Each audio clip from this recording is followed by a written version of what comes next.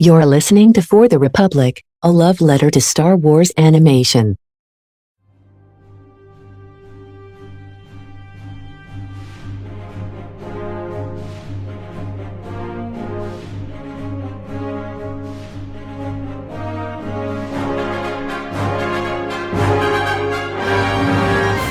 Hello there.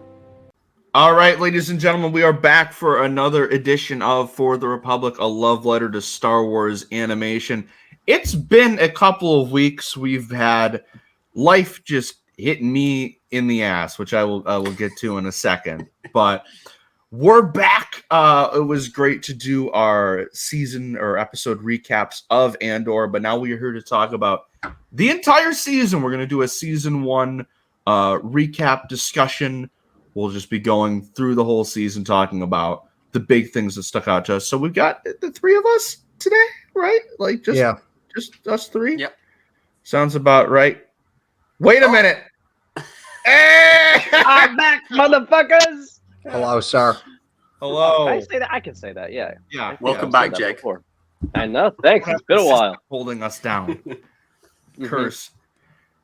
But yeah, Jake is back. It has been a minute, but it is good to have the whole crew back once more because we haven't had you on since the beginning of the Aldani arc.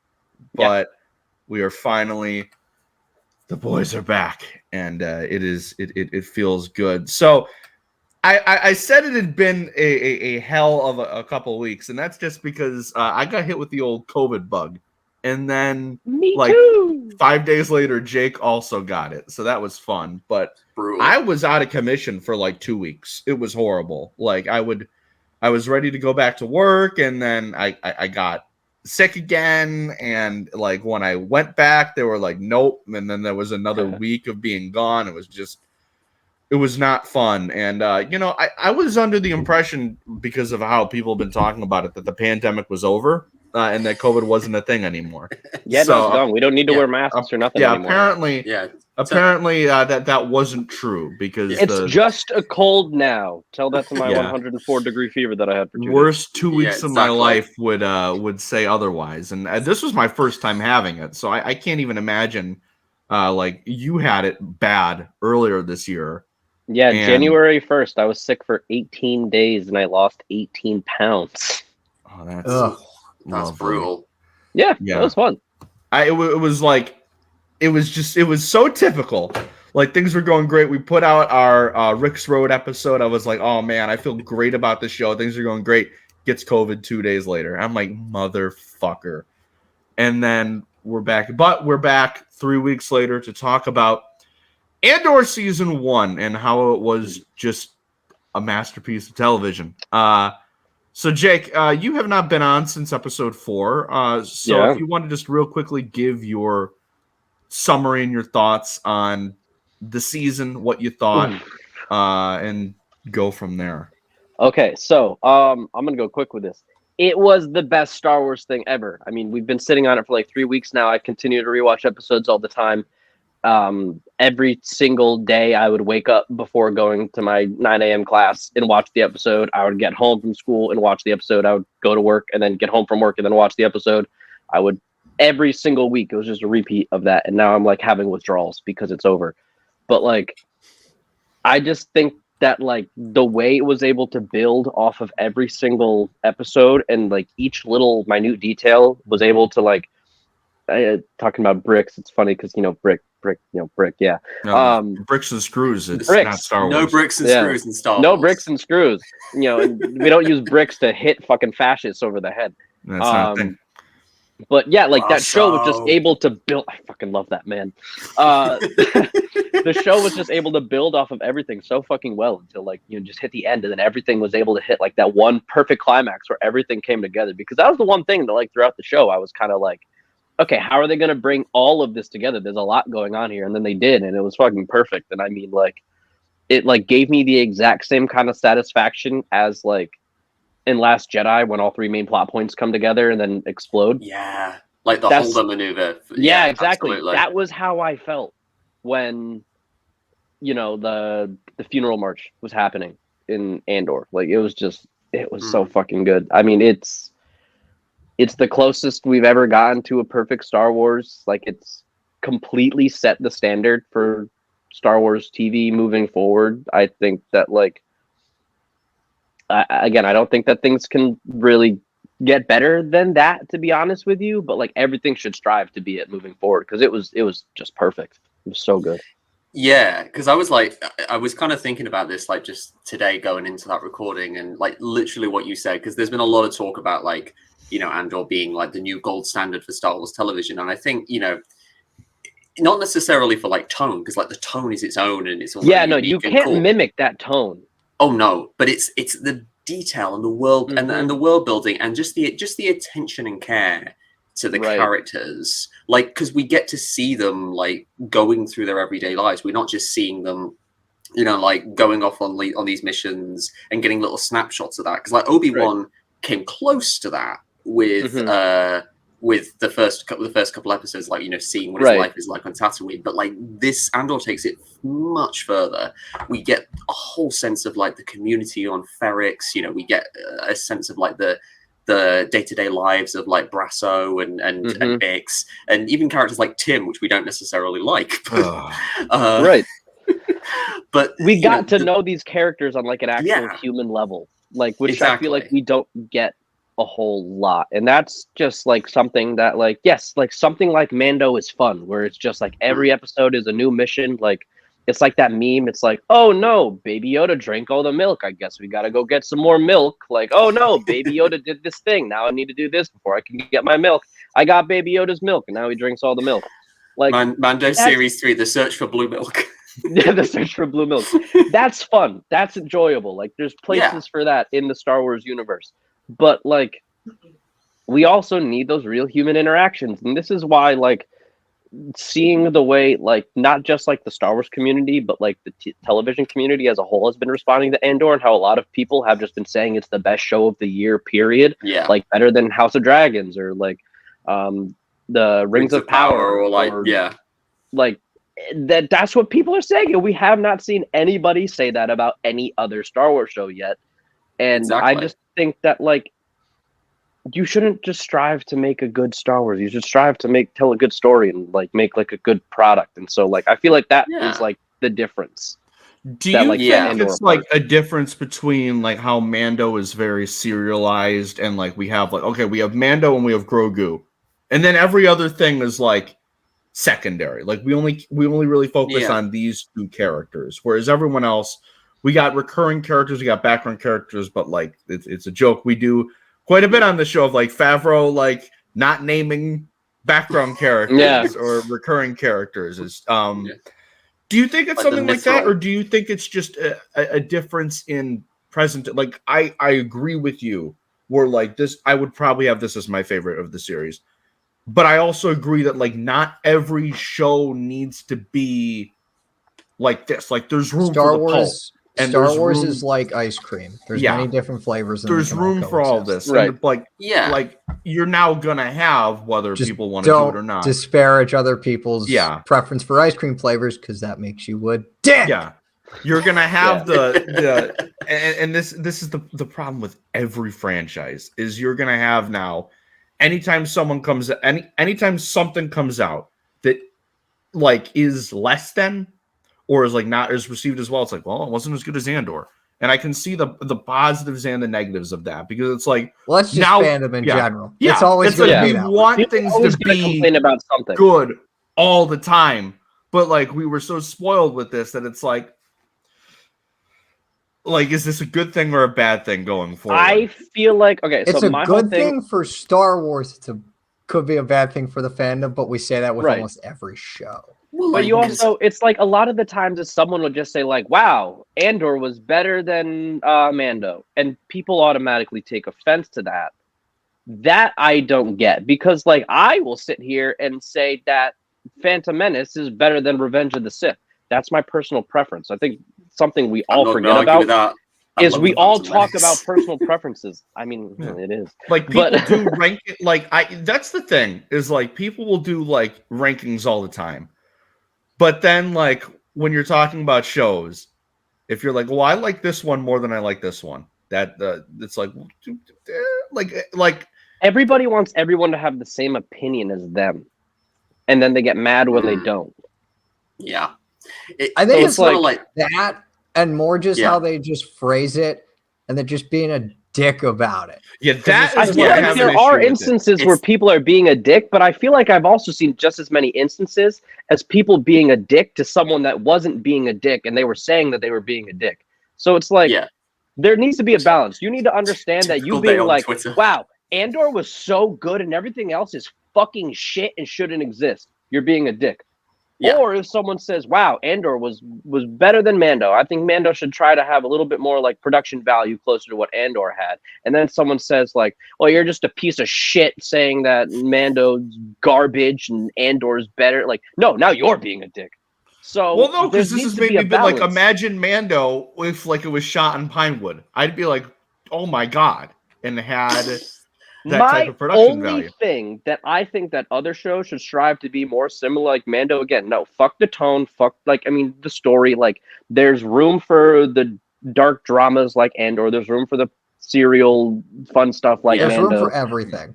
Right, exactly. Just fucking get the production value there. And the only real difference I feel like is just like having people in charge that know how to use the money that they're given. Like Kenobi. Kenobi had some production value shortcomings. Like, there's really no denying that.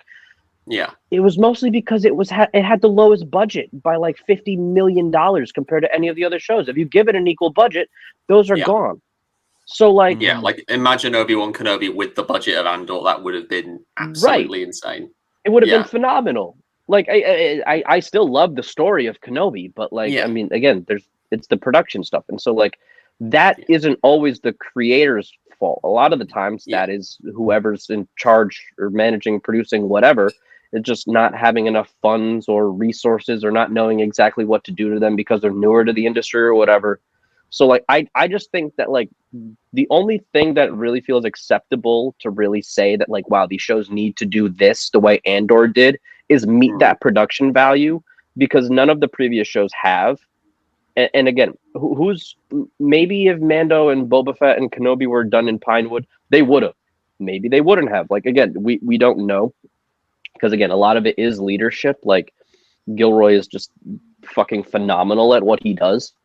But like, I feel like that is definitely a justifiable comparison, and probably the only one that I feel like is like worth talking about, because like to just sit here and say like, yeah, Mando should be as serious as Andor. Well, like, no, to be honest with you, if Mando was as serious as Andor, it would probably be total dude bro dog shit. Like, exactly, because it's like you're missing the point there when they say that. Yeah, it's like at least Jake and I are the same people that like will talk up Andor, but then we'll be probably watching Young Jedi Adventures religiously. So of course I am. Yeah, Deep so like Squad is like my favorite Clone Wars arc.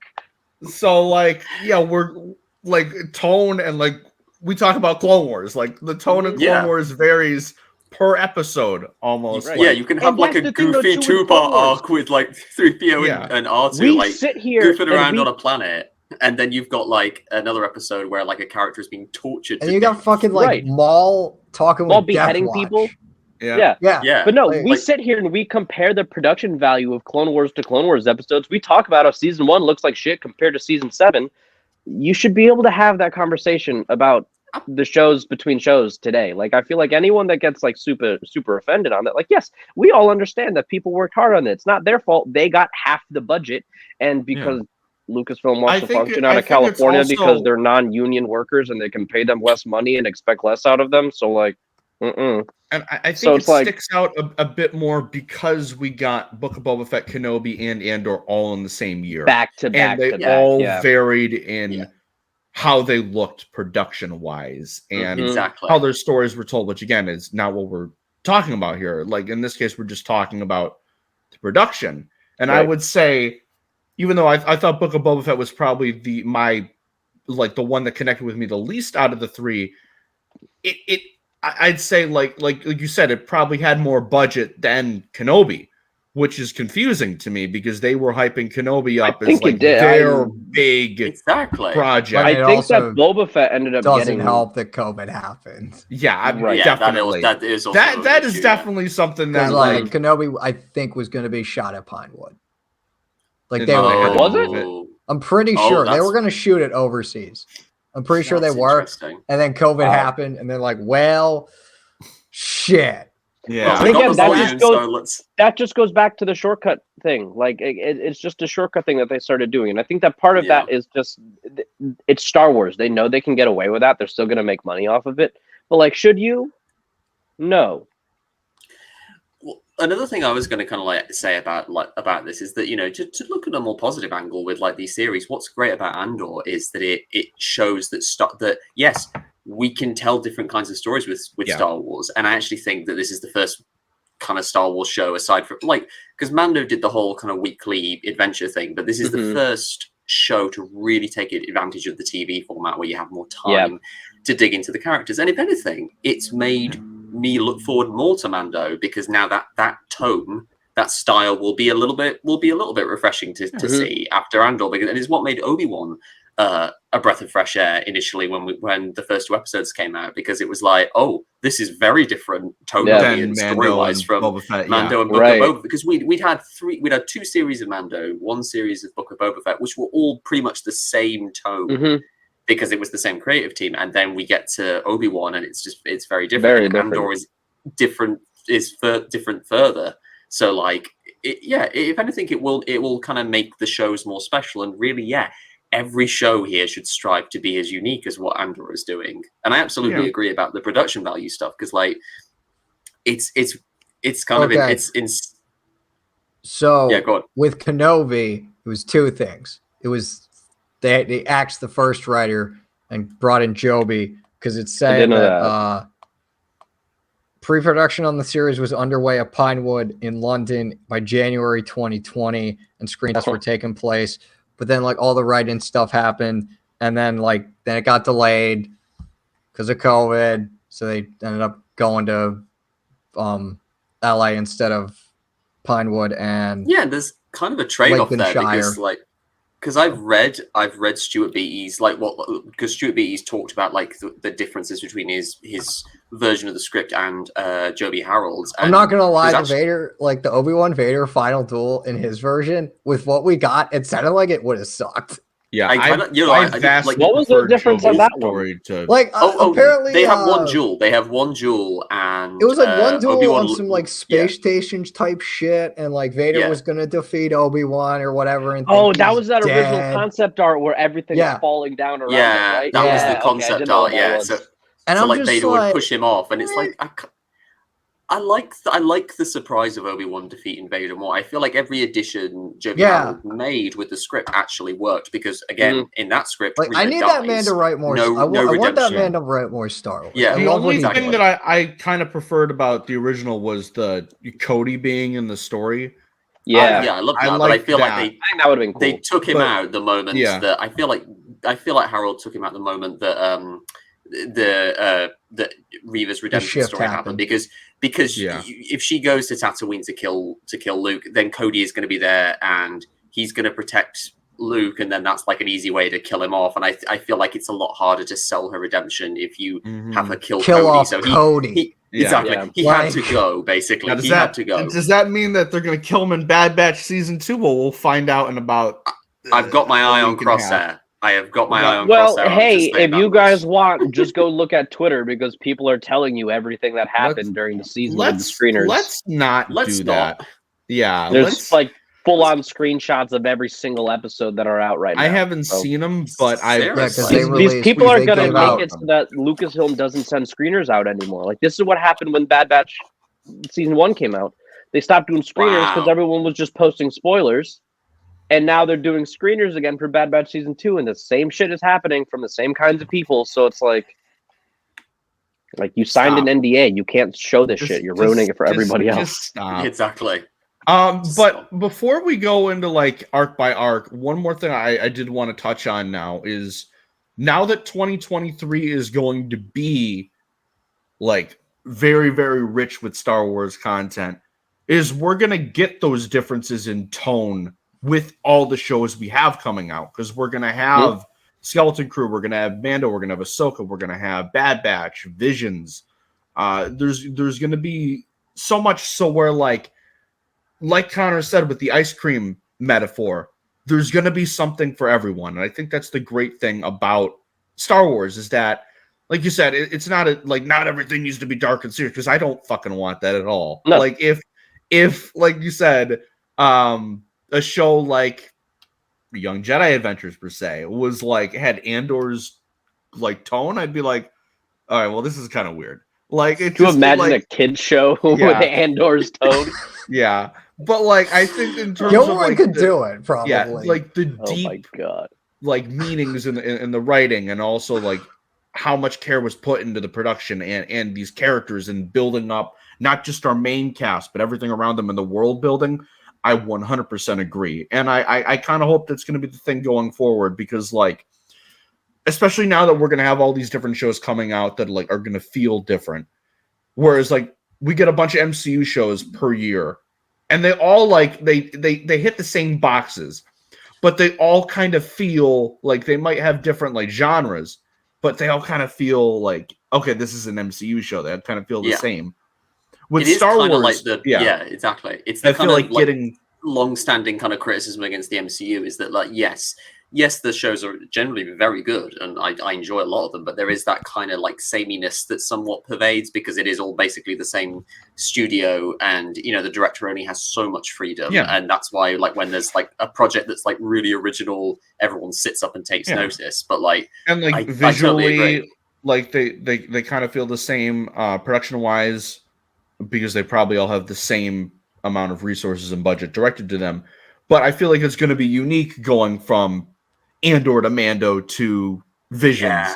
It's going to be a really cool. Well, that's what's great about Star Wars, is that there again, we've said it, but there's room for all of that, and so I feel yeah, sure, comparisons are fine, but you got to realize that you can't compare everything. I'm not going to sit here and compare a Test of Courage to Light of the Jedi, for High Republic example, because they're very different. They're made to be different. They're made for different people. So and they also complement each other super well. Exactly. They do. And we're going to be the same people that talked about Andor and gushed about it week after week. It's probably going to be the exact same thing with Bad Batch when we do our episodes. So, but we're not going to be not me. I don't love Bad Batch.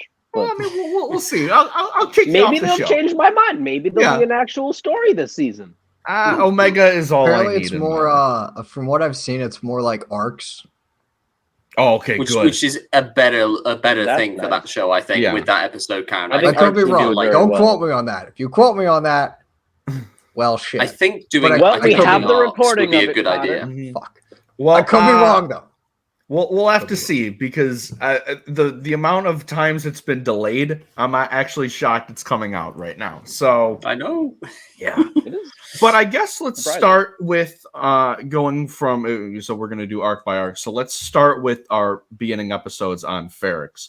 Now, I think a smart thing for me would have been to rewatch the episodes while I had COVID, because I knew this episode was coming out. I did not do that. So this is going to be all memory on my end. But like we have talked about, what really struck me with these first 3 episodes, which we've talked about on our recaps. If you have not watched our individual episodes, we have them out for all the episodes, and we had a bunch of amazing guests, which I have shouted out, and I'm oh my God, it was such a great time doing these recaps. It's a shame that Jake couldn't be there for most of them.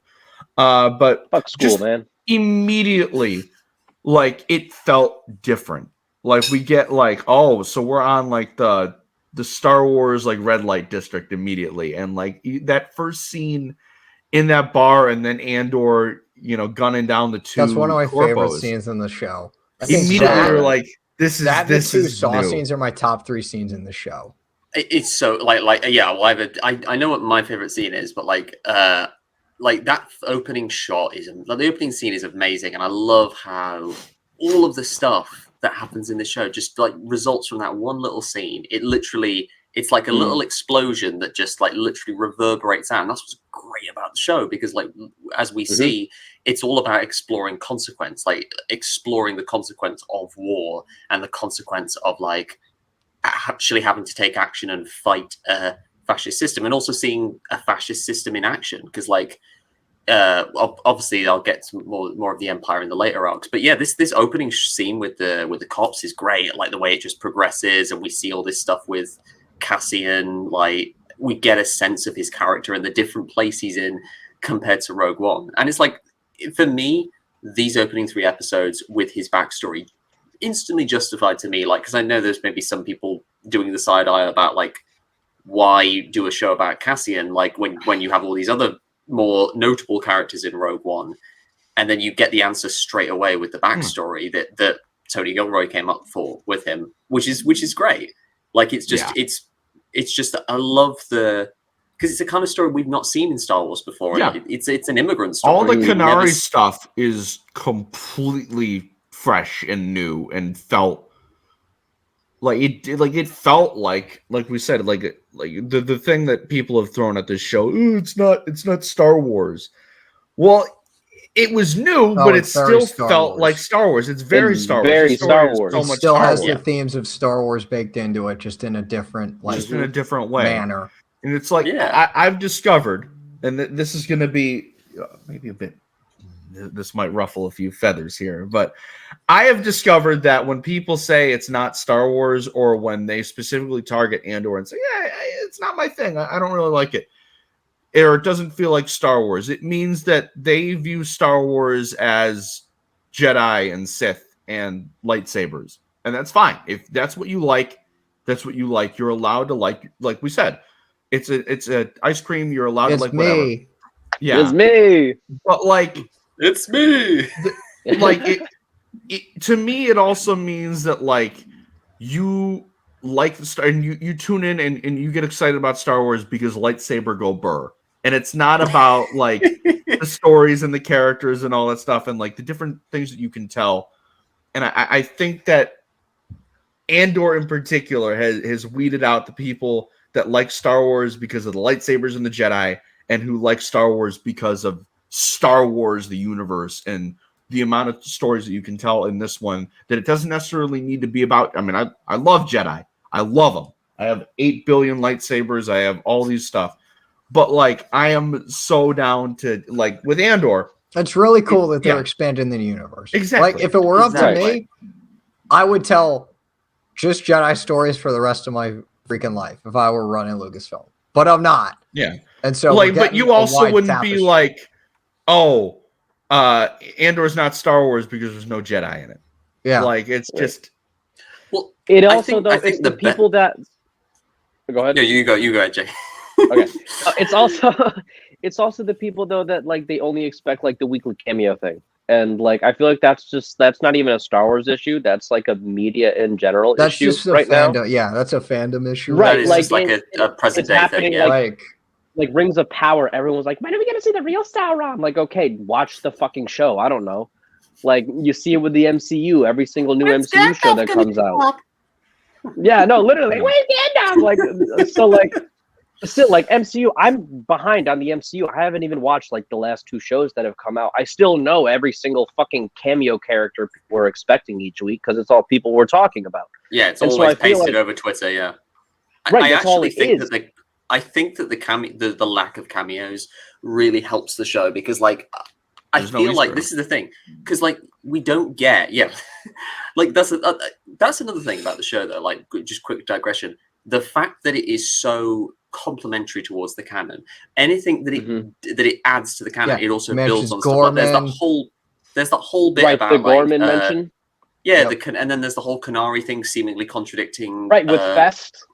Yeah, and then they have a whole bit of dialogue that just tweeted deals about with that it. yesterday. Yeah, he was like, Pablo tweeted about that yesterday. He said that Gilroy just kind of like figured that one out on his own and made it work. And he was like, he didn't have to do that, and he did. Which is fantastic. And again, I love the dedication for someone who doesn't really tout themselves as much of a Star Wars fan. It just shows that he's he's a good writer. He's for sure a Star Wars fan now. He's a Star Wars fan. It's a bet. So this is a bet. Well, We're being him, Well, like, split. it's just so him and Diego respectful. Luna It's had so to talk themselves. They had to talk themselves down from doing like 5 series, which would have taken 10 years. That's Oh my my God. question I want to Insane. ask right now. I was gonna wait until later, but we can, since Don brought it up, we can talk about it. So now that we have our first season and we kind of have a good idea of where things are going to be going in the future, do you think that it was a best for the show to narrow it down to 2 seasons, or do you wish that we still had that vision of the original 5?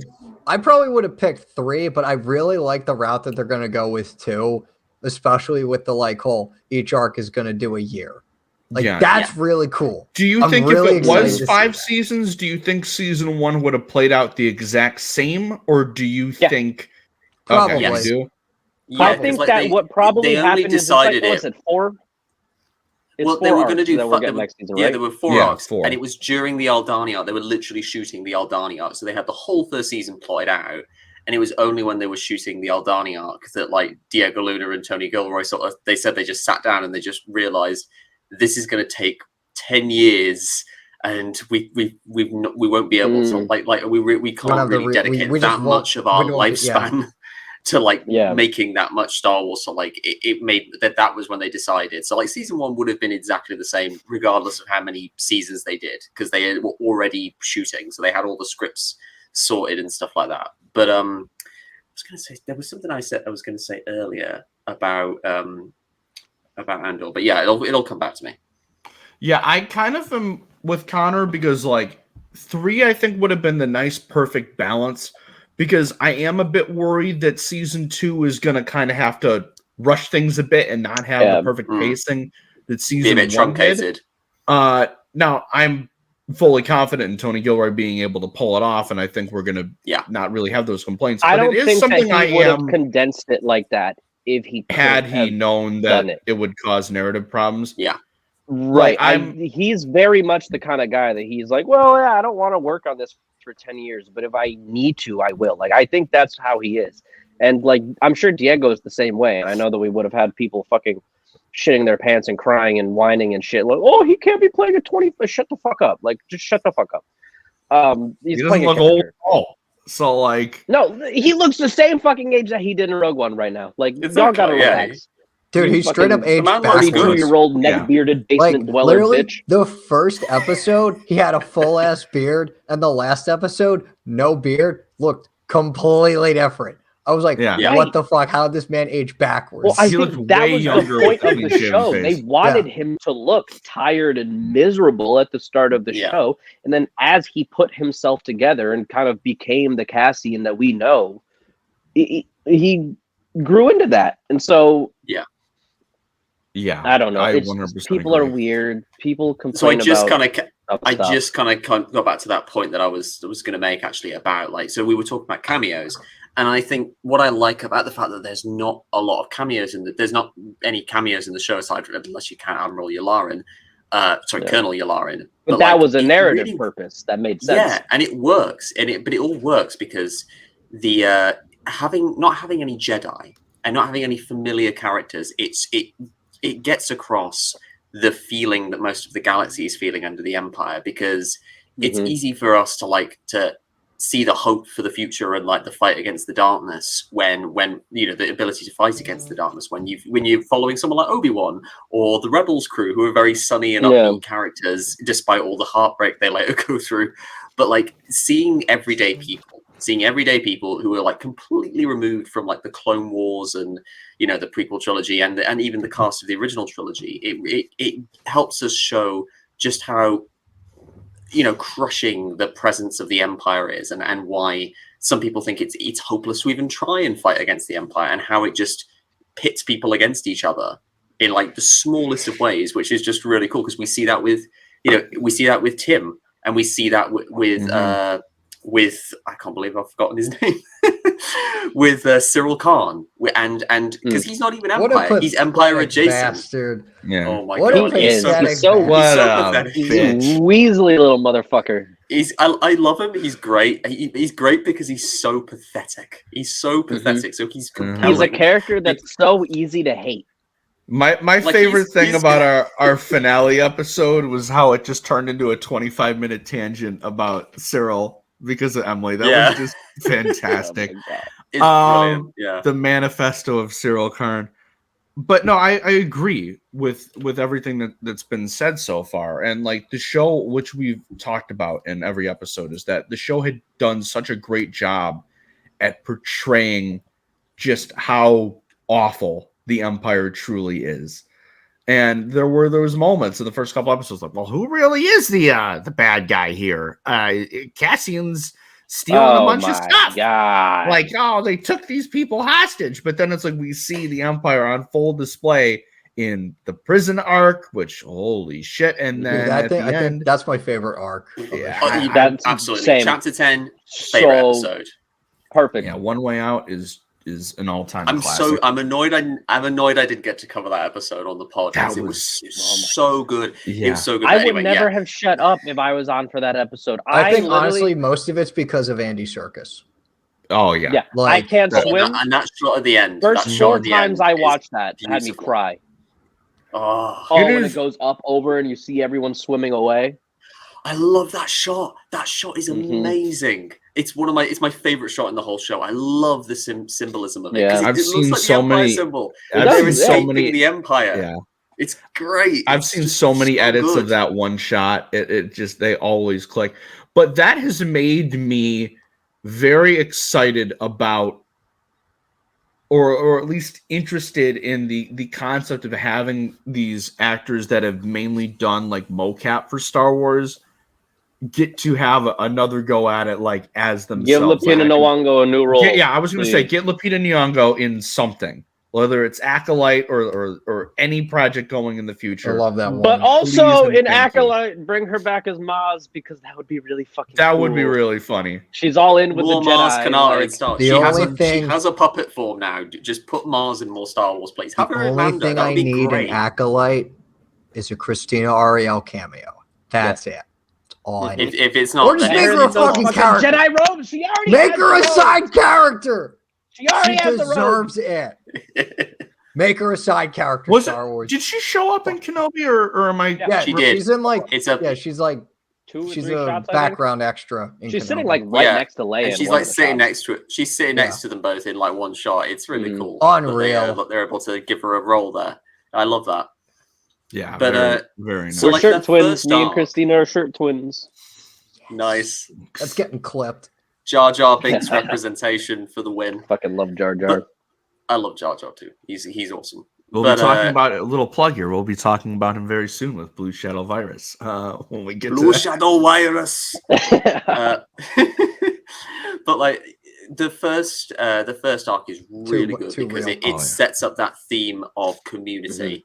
Yeah, no, that arc is that I- that arc. I is am be too very real. interested in going back and rewatching the arc because that one we had the luxury of watching all at once, whereas the other ones it was released weekly. And the way it hit, because like when the first couple episodes ended, I was like, "We're ending here?" Like they just kind of ended like suddenly, but like in the big picture of the arc, it worked so well.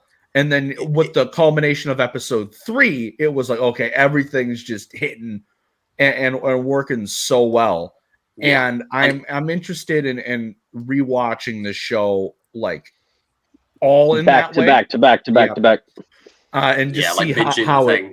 it turns out because with I don't know if I'll be able to do it because it's too heavy. It gets Yeah. There are times where it got fucking heavy for me. there are points chapter 9, man. That's Afterwards. episode is so dark. like where episodes just kind of like naturally ended where like I was like if the first episodes hadn't released weekly, I mean all at once, I maybe would have been like with our first review, I might have been like it kind of ended weird. I don't know where this is going, but because we got it all at once and we kind of knew how I the think show that's was why going, they ended up it changed switching my to 3 perspective. episodes. I feel like personally, it was 'cause, a like they genius just move work to do it. so well as one thing. It feels like a movie, like those first 3 episodes. And I feel like and if it you tells break you what that the up, show is. right? And if you break that up, it's like if you just sit down and watch only the first 45 minutes of Force Awakens. It's like okay, like sure you got something out of that, but what? Yeah. So I feel like whereas that's kind of here why you they get did the full that. picture. Yeah, because it also tells you what kind of show it's going to be. It's like, this is the kind of show. We're not just going to be single episodes like Mando. We're going to have like episode arcs. Because like by the end of episode 3, connects. Yeah, very much by the like end of episode 3, it's clear that it's ending and transitioning to something else. It was great once to you get to episode 4. Again, not to sound like the bit that we created of like everything has to be compared to Star Wars, but you know, it reminded me a lot of Clone Wars storytelling, but in a live action format. So it was very great. It was nice to see that kind of multi-episode arc storytelling done in live action, because like with Mando and like with Obi-Wan, like they all like they had an interwoven plot.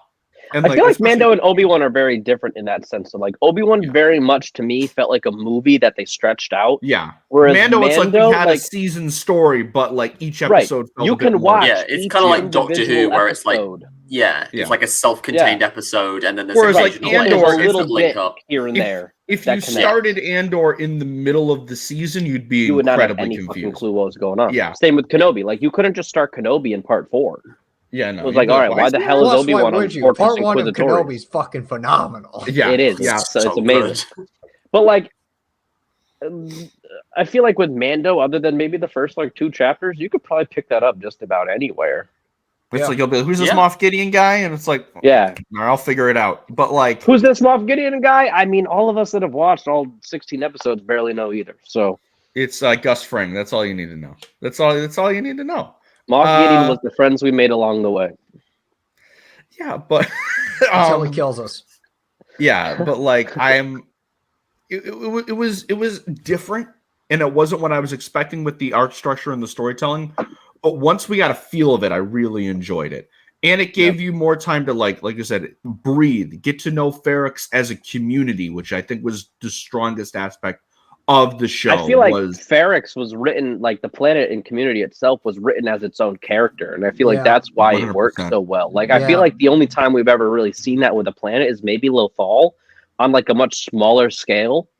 Yeah. I feel like, but like, it's so cool. It's what Book of Boba Fett was. It's what Book of Boba Fett was trying to do a bit, I think, with Esper. And it's like, we could get into a whole other conversation about how I feel like Book of Boba Fett should have had Andor's episode structure and maybe even a little bit of the tonal stuff. 12 episodes is a pretty big. That's another thing. I feel like we really need to go up to the 12 episode format. It just gives these shows much more time to breathe. This isn't just a Star Wars thing. This is a Marvel thing too. I mean, a lot of the 6 episode Marvel shows really struggle. My problem, like I've said before, like Miss Marvel, I thought was fantastic, but it needed way more than 6 episodes because it just felt like it ended without like concluding the story. Or you have that problem. Like Book of Boba Fett, I think they were trying to do that. Their issue was because they only had 7 episodes and they had to shoehorn the Mando thing in there. It's like we had a bunch of these characters that had kind of joined Boba's community go multiple episodes without showing up or without really doing anything. Yeah. With Andor, the fact that we kept cutting back to Ferrix and we kept seeing Bix and Brasso and all these, because you have the time to do that. It made the finale and the funeral and the whole uprising against the Empire so much more impactful because we had gotten to know these characters and this planet and this community throughout the course of the entire season. Yeah, and the payoff really actually hits. Whereas, like when Boba and Cad Bane finally face off, it's like, well, okay, yeah, like sure, we who watch Clone Wars and have for us, no lives and watch those reels, the unfinished Clone Wars reels 100 times, like we know what all that is like. But if this is your first Star Wars story, it's gonna be like, who the fuck is this blue guy showing up? That's all like Boba Fett. Like who the fuck is that? Like they don't know. And so like if you actually give Boba 12 episodes and you're able to continue to utilize flashbacks, because I think flashbacks are a cheap story cop-out, but they can work. And in Boba Fett's case, they really did for those first 3 episodes. And if you could keep going with those, and we could see some of his history with Cad Bane, we could see more of him working with Fennec.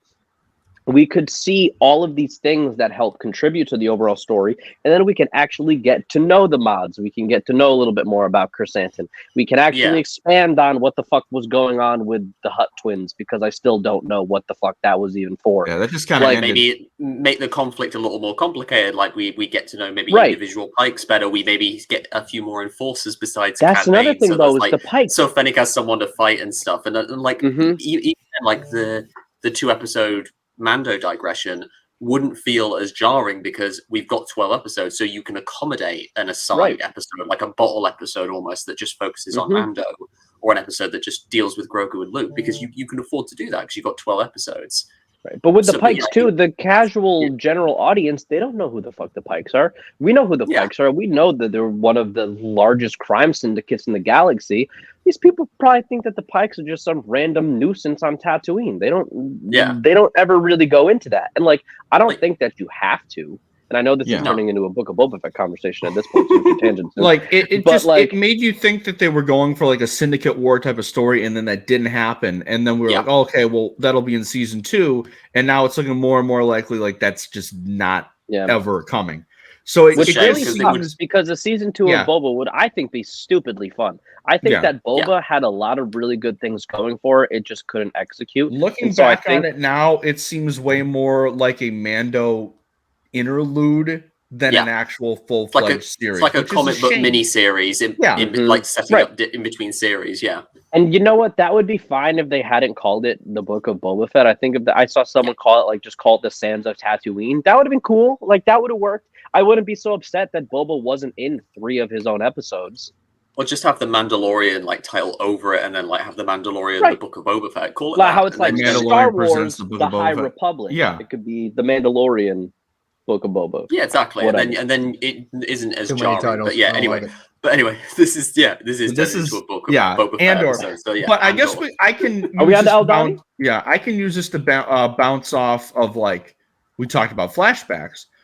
So we had those Kenari flashbacks for the first 3 episodes, and then we occasionally flash back to Cassian and his father, which I thought the way those were done were just absolutely so good. I rewatched those today.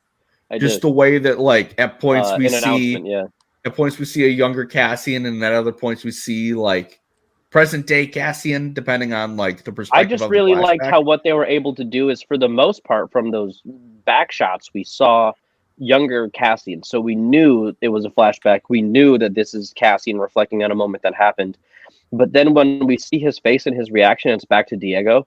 And so we're really able to, like, for me, that was very telling that he hadn't fully moved on from those moments. Like, he was still very much in that situation, like, in his mind. And I just think that is so fucking brilliant, because, like, they could have just showed us the flashback and had us try to figure out, like, why we were seeing this. But the way that they did it just very obviously, like, told you what the purpose is. And, like, again, because I do think that for the most part, flashbacks are a really cheap cop-out in stories. But the way that Andor was able to do them, it served its purpose. It wasn't too much. Like, we got just enough to help, like, give context to the modern story. And then we moved on from it. Like, you didn't just sit there and dwell on it. It was perfect. Yeah. Do you think that we maybe should have gotten more of the Kenari stuff spread throughout the rest of the episodes? Because the one thing is, like, Marva in episode 7 is like, stop looking for your sister. She's gone. And then it makes you think that we're going to get back to that, and then we don't. Do you think that's going to be a season 2 thing, or do you think I think that they have to go back to that's it? I think they're going to resolve it in season 2.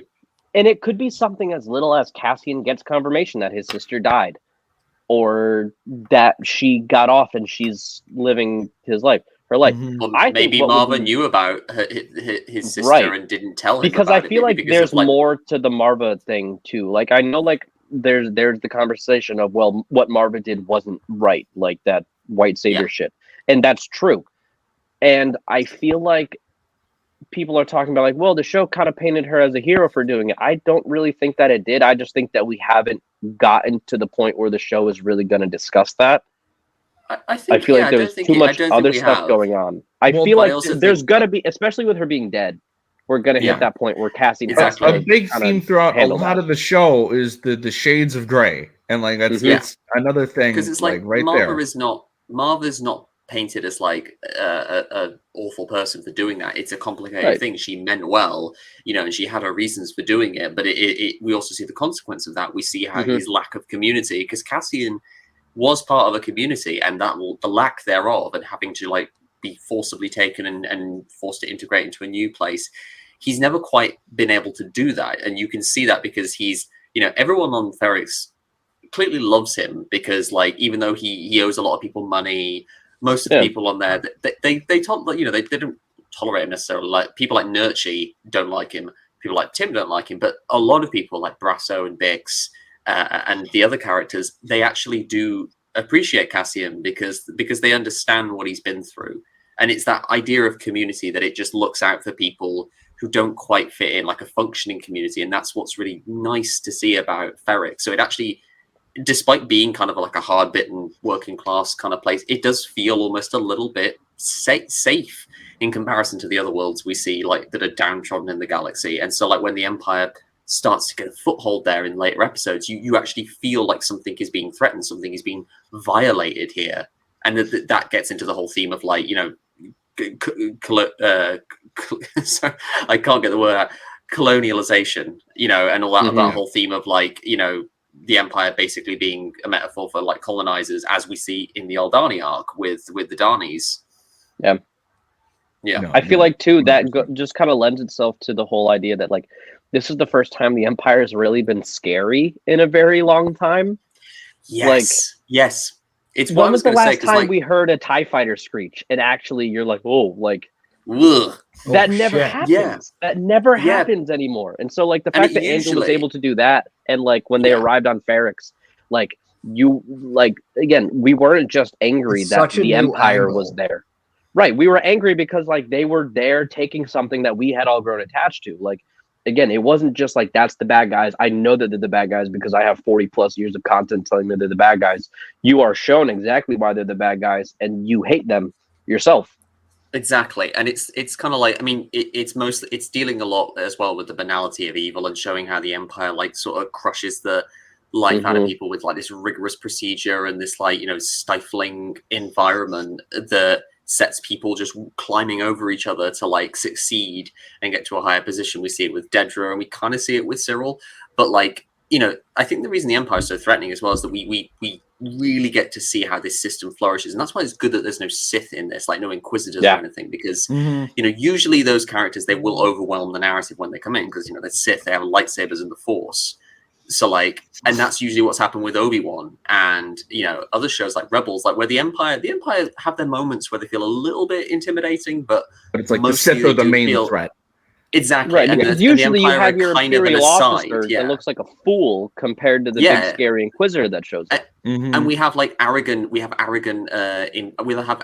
Imperial officers or incompetent ones. And that's what makes Dedra and characters like Partagaz genuinely intimidating as characters because they're smart. They pay attention to stuff. They have their arrogance, they have their blind spots and their flaws, but they are smarter. They're smarter than the average Imperial. I love Partagaz. Yeah. Partagaz is my guy. But like that's why I loved the way Yularen was handled, is because he shows up, but they don't really make a big deal out of it. They don't stop. No, you're not supposed to start like whooping and hollering like, "Oh my God, it's Yularen!" Like, and like you don't see like all the Imperials. Oh my God, that's Colonel Yularen of the like. You don't get like that moment. It's just like if you watched Andor and you had no idea who Yularen is, you can still enjoy the episode and you still know like, okay, well that guy is definitely a higher up. Yeah, like you can just tell. Gruff, he's a gruff, grim. They don't have to stop the episode dead and be like, "That's the guy that narrated the Clone Wars." Like you don't, you don't have that. Like, please keep recasting. He flew with Anakin and Ahsoka. Like we don't like, and I just really liked the way it was handled. But now I think we can transition. Well, hold on. Before we do that, I got to just real quickly be like, okay, these arcs gave us Bix and they gave us Brassos, so I'm forever grateful, and also Vetch.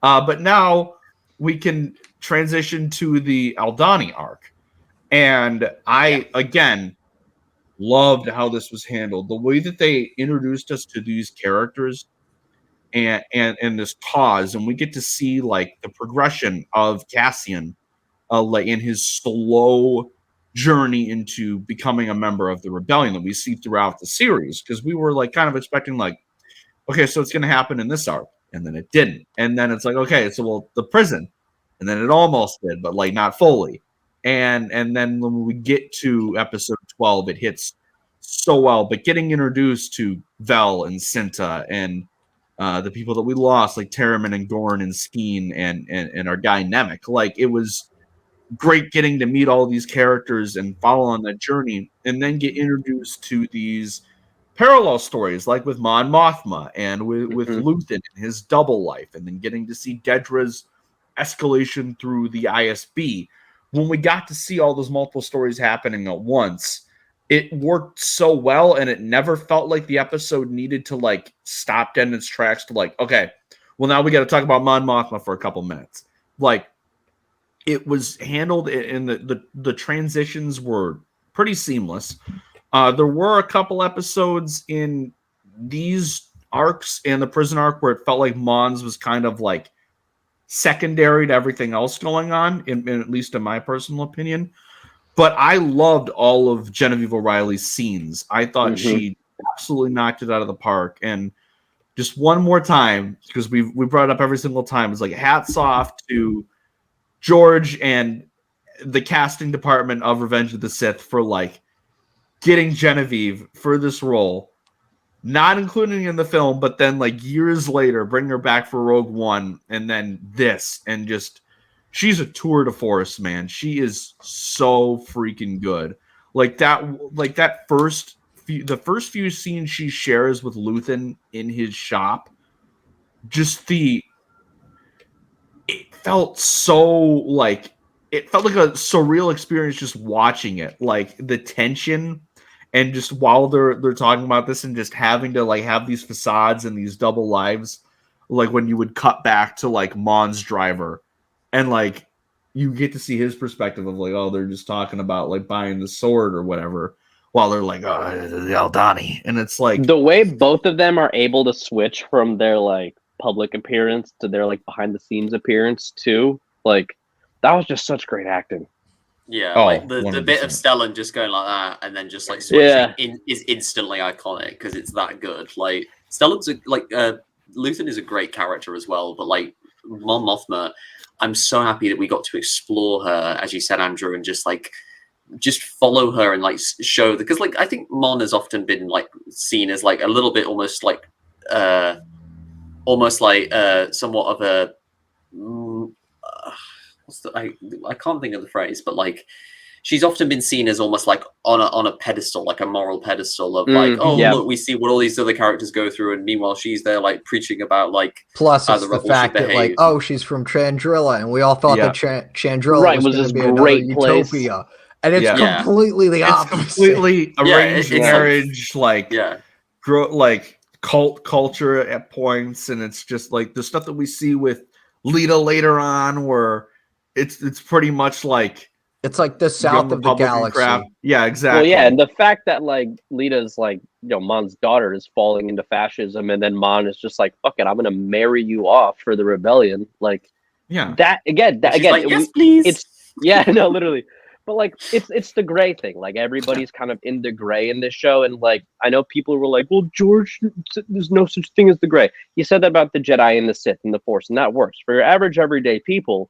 I don't care if that's what George said. That's just not true of the average. But like then he did see, that was for the original trilogy, and then he did the prequels, which literally just flipped the script on the Jedi. Like there are heroes on both sides. Yeah, you think the Jedi are these like amazing, perfect warriors who never do anything wrong, and then you get to the prequels and you see that they're mired in bureaucracy. They're afraid of of interfering in things lest they tip the Force out of balance, and that leads them to be stifled, and the dark side overwhelms them, and blah blah blah. Of course, there's going to be gray, especially when like a lot of the people we see on the side of the Republic end up becoming Imperials. So of course there's that. They're the heroes now. The clones are the heroes. In 3 years, they're not going to be. No. People just misunderstanding. Like, remember when George Lucas said in 1977 that there will be no bricks and screws in my Star Wars? Like, that's just something we all remember. There's no bricks. There's no politics in Star Wars. There's no politics. There's no Easter eggs in Andor. Definitely no screws. No Easter eggs in Andor. Is there anything else? No politics. You said no that. Politics. No screws. politics. No bricks. No Easter eggs. No zippers. There's not supposed to be zippers. Yeah. No zippers. I did see one person on Twitter mad that what's his face? The kid has a hoodie. No hoodies. Oh yeah. Yeah. I don't remember his name. So you can have cloaks with hoods, but you can't Yeah, have the like a kid who- hoodie. the No, kid who yeah, made no. the Regular bomb. hoodie can have that. Yeah. Yeah. He's the kid who made the what's his bomb. name? The kid who made the bomb. Yeah. I gotta Like, look. Yeah. That's all I know him by. Yeah, Go cover. but like, I think the one thing with Mon Mothma and why like it was so kind of startling to get her like get to see like the dark side, quote unquote, of Mon Mothma is because even years down the line, like it's been almost 40 years since Return of the Jedi, and we still didn't know much about her as a character. So to get like Well, Gilroy like, even going said that behind though, the too. curtain He said that he was like, was I so was unique. given full permission to basically do whatever I wanted with her. Yeah. Yeah, So and now she we feels find like a out- much fuller oh, character now. She's because got a of this. husband. She's got that's a little shit. She's got a daughter that's a little shit. Mhm. And then we get to meet Tay Kolma, the god amongst men, and then like all these others, and the Davil bitch. I don't like him. Davo Skolden. Davil Skolden. God. But yeah, like we got to see a whole new side of characters that we've known for 40 years, but really didn't know. Like we knew, like obviously that's Mon Mothma, but like who is Mon Mothma? We never got those answers, and then we finally got them. And But I tell you what. Go ahead. Oh yeah, what we got with Mon in this show really fucking lines up well with what we know about how she handled the New Republic after Return of the Jedi. Like it all checks out like crazy. Like again, I know the jokes. Gilroy's not a Star Wars fan. He knows his shit. Like he seriously does. I would be absolutely shocked if he doesn't understand, at least at the very basic level, like what the rest of her story is outside of the films and shows and everything. Because the way he was able to like intertwine this story with the rest of the very little that we do know about her, it all fits perfect. Oh, yeah, man. exactly. Like Yeah. I would love to see a series that just so? follows Mon Mothma, like setting up the New Republic now, and like what Like, that would be yeah. like. How does It's made her Because such like a more rich I- character. like how Yeah, does it? Because exactly. I just can't think of why.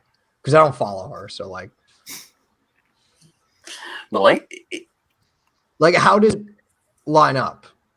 Oh, Yeah. just because we know about like her handling of the New Republic, how she kind of like was like pressured into demilitarizing and like allowing like both the centrist and the populist Yeah. parties. Like I feel like part of it is the way that we kind of need to look at the way Gilroy said that she's written to be a Pelosi type character Which is who interesting, fights for yeah. one side but then accommodates the other side when she shouldn't. Okay. And like I think that like yes, we do see Mon very afraid of the Empire. She's very afraid of fascism, but like I think that it just kind of lends to that idea that like later on she's willing to sacrifice a little bit too much, and that leads to less than favorable outcomes. Because I mean, like she's the one that wanted the Aldani heist to go down. She was the one that was giving Luthen for the money. I think, at least I don't fully remember. I can't but, like, remember either. Yeah, I think she is. That's what their first meeting is about. It's about like it's Mhm. about finance, about like whether she can get the money to him for this operation. That's kind of why I think he Right. does the Aldani heist, so that he's not just getting his money from her anymore. What In fact, I love think about the heist he too denies is that, it, doesn't he? yeah, Like, even yeah, throughout the multiple whole he does. show, it's shrouded in mystery. Like Luthen never Mhm. outright says to anyone that he was behind it. Even in the conversations we see with Vel and Mon, when we find out that they're cousins, Yeah. Vel never outright says like, "Oh yeah, she was like at Aldani." Oh wait, As they far as I actually can are remember. cousins? I thought that was just a bit. No, they are. I'm pretty sure okay. they're I cousins. thought it was a bit for the they're longest time. They were Vel was in her house. No, I know, but like I thought it was just like a cover, just like a bit. Oh no, I Well, like definitely Lita was like, think "Oh, that they're Auntie Vel," and then Like Yeah, Karen was yeah. like, "You really find a husband yet?" And then we're like, "Get the fuck out of here, dude!" Like That shot I of hate- Mon like smiling Like, after I know Lita who just you like are. such a, yeah, it's I just know something what you are. I just gaslit myself for the longest time. Oh no! Wow. Good job. Okay. Oh Cool. no! Cool. No, but yeah, like the final thing I'll say about like Mon is it really puts us in like her mindset of like how isolated she is there, and it's really sad because like obviously she doesn't she's have very fucking many trapped. allies. She's so trapped, and it's just you feel the time like, and it gives her story because there's a risk that her story might feel a little boring compared to like all It the gives it Aldana kind stuff. of a tragic vibe. Because Yeah, it's like, and if you look there's at a the whole like tension. demilitarizing thing that Jake was saying that like we all know about, and like how we all know like that was obviously the wrong decision in hindsight. She always has the best of intentions. She just doesn't always make the right decisions. Yeah, Like it's fucking trash. selling your daughter who's falling into fascism to go marry the crime boss, not the best fucking idea. No. But she Definitely thinks not. it's what would be best for the rebellion. Yeah. So I'm going to be so fascinated to see how her whole story with Leader and and the with fact Perrin that she just like comes to a played head her in series husband, she 2. played her husband in like the final that episode was too. fucking That was Yeah. brilliant. Oh my god. I didn't love- catch it 'cause the they've been- first time. I had to They've rewatch the building it scene. up. They've been I building still, it like, up the whole series as it well. was- Like with Yeah, her it was relationship the with fact Driver. that, like, we she met her, they knew hinted he that the was- driver, she didn't trust the driver. So Mhm. Yeah, okay, that was it. Like she knew she didn't trust the driver, and she kind of had a sense that like Perrin was like up to something. Yeah. 'Cause I can't remember. Well, really. yeah, because she knew that whatever well, conversation Perrin they had the problem. Yeah. Yeah, the So, gambling like, problem. Yeah. Mon He had the kind of gambling threw it problem on before. him, made the shit up because she knew that the driver would report everything to the ISB, and then they did just that. Right. And so now So the they kind of ISB get the says, cover off oh, of her so she can do this whole fun thing that we're probably going to see mostly play out yeah. next Yeah, season. so now the ISB is just going to say, oh, Mhm. the Mothma family's funds are being moved around like crazy just because Perrin is a fucking Perrin's gambler. an idiot, and then he might get, sent to the brig, and Mon might, lost my wow, she's husband, but playing I some don't care. 4D chess. Yeah. Damn. Yeah. I still can't get over that first scene with Tay Colma, where she's like, yeah, my politics might be a bit too extreme for you at the end of it. I was like, oh, Such a good- yes! such a Such a good- great scene. It's so good. Very, But- very good. Going back to our Aldani rebels, I loved all of them except one of them that betrayed me at the end of it. Fucking Steve! Hate that bitch. But, Cousin. like, What about Nemec? I love that boy. I love that boy so much, and the theme of his manifesto, like, Oh my god, when you hear him reading off the Moving on. manifesto at the end.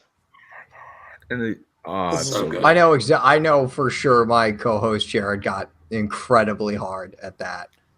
oh yeah, Incredibly. incredibly. Comrade Nemec. Yeah, 100%. But again, like getting to know all of these characters and like, except for poor Terriman, we got a little bit of backstory and then they offed him. But like, I was so happy that like Cinta and Vel, like their stories continued after this arc. Yeah. Because I was Yeah. worried that like they'd be characters in here and then we wouldn't see them again. But then we see them back in, and then they're main characters throughout the rest of the season, which I just loved, and hopefully throughout the rest of the series. Because at the end, Cassian joins up with Luthen, so I'm assuming that I'm sure they're we'll gonna get be more. working with Cassian throughout the next season. That's going which to be I'm fun very because excited they about. were there to kill him. Kill him, and now they're going to So be now, working. yeah, now they have to work together. That's going to Yeah. be a really fun dynamic next That'll be a season. really, really fun day. Cassian and his two. I always It'll be forget interesting that. to see where they go, though. Like, are they going to join the rebellion? Are they going to just leave and go off on their own? Are they going to die? See, I'm hoping that they stay alive. I get the sense they'll throughout. do like their own thing. Yeah, I feel like they're going to yeah. go off on their own. I hope they stay alive throughout the OT because I don't remember if it was M or if it was Mo that said I would like to see them alive during the sequel trilogy era. Yeah. Yeah. But I want that. I kind of suggest. I think I suggested as well during that episode that they could Yeah. like retire, similar to how Shara Bay and Kez Dameron are like shown to do that in like the Shattered Empire comics. Yeah, Because Which I'm would be just really I don't cool. know. I feel if we've kept them alive this long, it would be kind of cheap to kill off the two gay characters in the show. I'm surprised it lasted this long. If I'm Yeah. being completely honest, because I was very worried. Star When Wars they- being Star Wars. Yeah, But I was very worried when they established that they were in a relationship. That okay, well, this means one of them's dying in the Aldani heist, and then they kept one of them alive. So I was like, oh, thank God.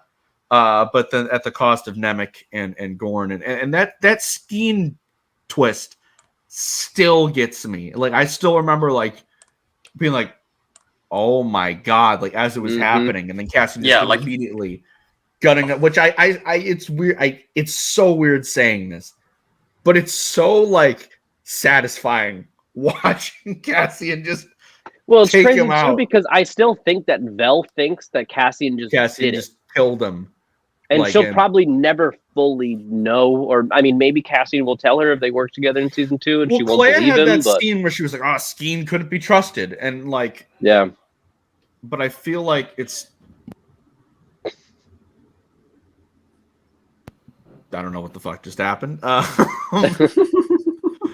like, I feel like we might see the unraveling of that, and maybe we won't. Who knows? I really liked how I liked that we developed each of these characters, and like we really got to sit with them, like because it would have been easy to just do the heist in like one episode, have it be a one and done. But you didn't have to sit with the team like that for 2 episodes. Exactly. And we also got a sense of Aldani, because again, it would have been easy to just have the one line of dialogue about, oh look, there used to be people who lived here, and then the Empire came and messed everything up, and like now they're not here anymore. But we get to see them. We get to see what a sort of fraction of what the Dani's life and their culture is like there. So it feels like you're experiencing something, and you get a sense of what the Empire is taking away and diminishing by being there.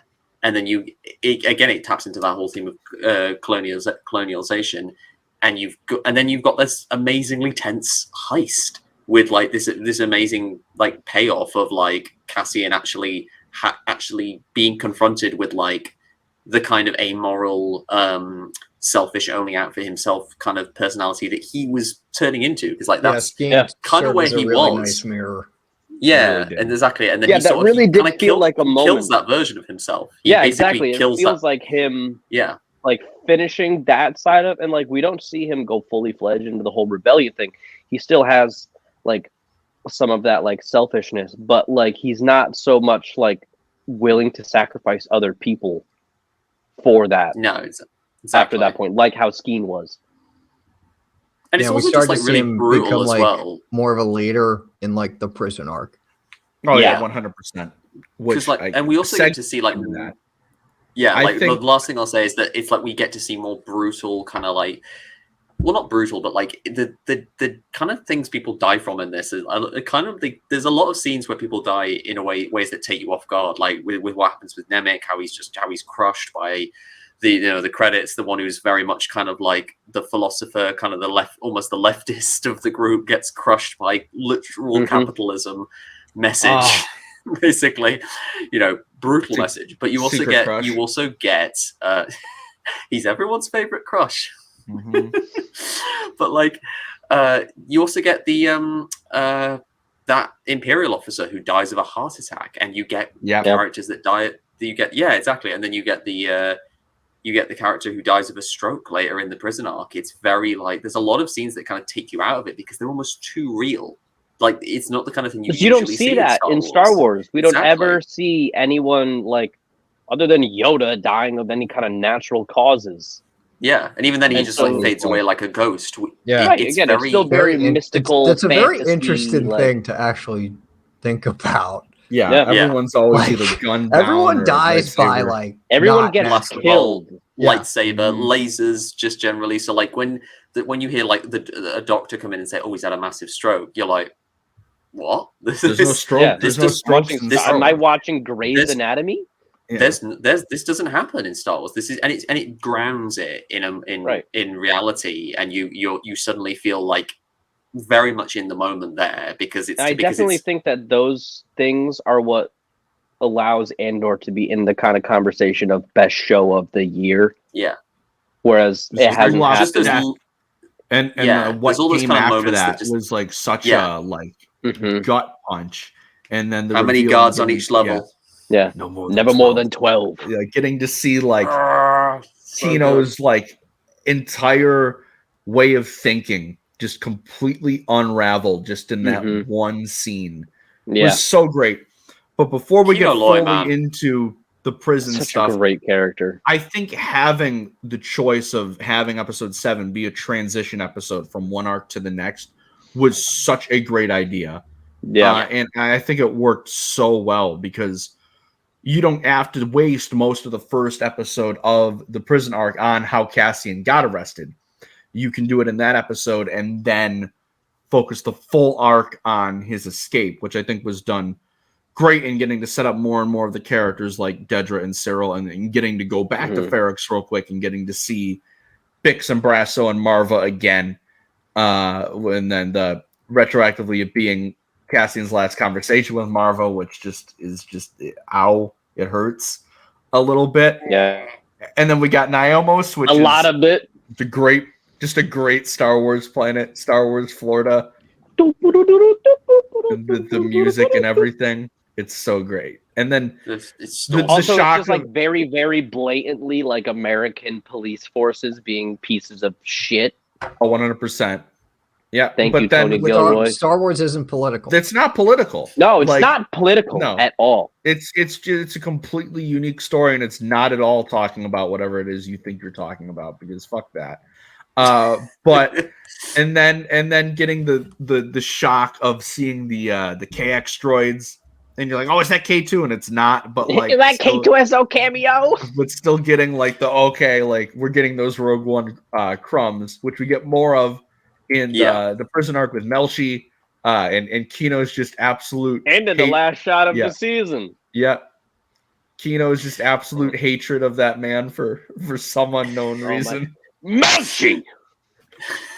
Beating the crap out of so him. like that, but that KX droid cameo as well is really cool because it is obviously like it's setting up K2SO's like later redemption and reprogramming, because like you see just how scary these things are, how evil. So it kind of just makes K2SO all the more special in that we see what the prior model was, what he was before he was reprogrammed and like became part of the rebellion. I'm really excited to see him appear in series 2, because like, you know, he was my favorite character in Rogue One. You know, Alan Tudyk's great. I've been watching him on Resident Alien recently. You know, he's so much fun there. So it'd be great to see him come back. Why does she get a blaster and I don't? You're letting her keep it? Would you like to know the probability of her using it against you? It's high. It's very high. My favorite still is when so Bodhi's like, and we'll all be evaporated in the cold, dark vacuum of space. And then Kate just goes, Not me. Not me. I can survive in space. Like, my favorite one is when he's talking with Jin and she calls him target practice and he's like, "Are you talking about me?" And she says, "Oh no, yeah. you should stay behind because like the stormtroopers might shoot you and might aim for you and miss and hit me." And then they both walk off and he just stands there and drops the bag. So bad to me. I can't wait for him to show up. Gold mine of a character. Cannot wait for him to show up. Episode 7, is so much. It's a great bridge story, and that whole sequence with Niamos and what happens with the KX droid and seeing Cassian go to prison. It's like it's a complete swerve from the narrative, because you just think Cassian would get on board with the rebellion, but he's not, because he's not there yet. He has to kind of he and the audience, for that matter, kind of have to experience the full evil of the Empire and see just how disturbing, like what kind of disturbing lengths the Empire will go to subjugate people, but also just kind of how lackadaisical their system is, how they claim to have power, but there's that line, power doesn't panic. And we see that like with these power doesn't panic if it's actually used well.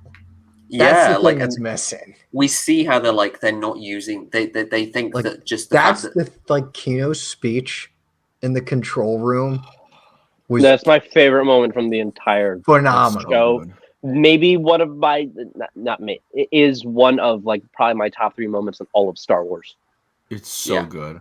Yeah, like the prison arc is my favorite arc, I think, and I think it's mine too. 10 is my favorite episode because we really sit in that prison. We see just how awful the working conditions are, and the more you think about it, the more horrifying it becomes. And the fact that they were building like the screws to the panels. Oh my god! Of the Death Star. Because I didn't think they'd explain what they were going to do. When it was the Death Star, we revealed that it was part of the Death Star. I figured it was going to be. I had a feeling. What part of it though? Yeah. Because I thought it was just going to be a symbolic thing. Actual fucking laser dish. Yeah. Oh my god! It's just, I do think though too that shot, like the time jumps, like the what does it end up being, like 6 months or whatever that he's in prison? I think it's a month. I think it's a month. More than that, because there's like the day. No, because they do show he's there for 30 shifts. Yeah, and it's changed him but still, because he they're is, able he is to do properly that entrenched passing there. of time so well. Yeah. That's what makes me think that in season 2, they're gonna be able to handle that year to year to year to year thing really well, because it didn't feel like it just like 1 month later kind of thing. Like, you actually kind of like, even though in like the simple way that they did it, you felt like he was there for a while. Like, you could see it like in the characters, in like how it progressed. Like, he suddenly was like, why the hell am I in prison? And all of a sudden he's like leading it because he had unfortunately became accustomed to it. So I think that like in season 2, they really are going to be able to handle that like time jump aspect of it really well. For sure, yeah. Like, because I hope so. Yeah, because like every episode with that arc is like just literally drilling down into like just how awful the situation is there, and it is actually saying so. It's not just well written. It's also saying something about like the prison industrial complex, about how like prisoners are overworked. They're not the prison system isn't interested in rehabilitating people. It just wants it just wants to move them in and out. Really, it doesn't care about them, and they're not released. They're transferred. The reveal, which is it's so horrible. Like, if not for the torture device that is used on Bix, that would be the single most horrifying thing in the whole show, because just the idea of it is just, it's horrible. Like, you see the whole conditions and the idea that people don't even get out of there. They just move back in and start again. And you see the lengths the Empire goes to try and keep that a secret, like massacring a whole level, thinking that if they do that, then it won't get out. But then, of course, because they do that, it gets out. Like, the Empire again keeps panicking, and we see all the consequences of that. Like, we see how the moment, it literally, like, we see Kino Loy, who's a man who's introduced as like someone who seems like he's going to be an obstacle to Cassian getting out. And then by the end of the next episode, he has gone from like firmly believing in this system and like, oh yeah, look, if we just do our jobs, if we just do what we're told and we work to the best we can work, we will be let out, we will be released when the Empire says we're going to be released. And he goes from that in a single episode to being on Cassian's side, simply because of just realizing what Cassian is trying to tell him. Like, and it's kind of this biggest point that the show makes about these fascist organizations. They don't care. Like, everything is always about empowering the system. It's never about the individual, and it's always about this system that doesn't serve anyone.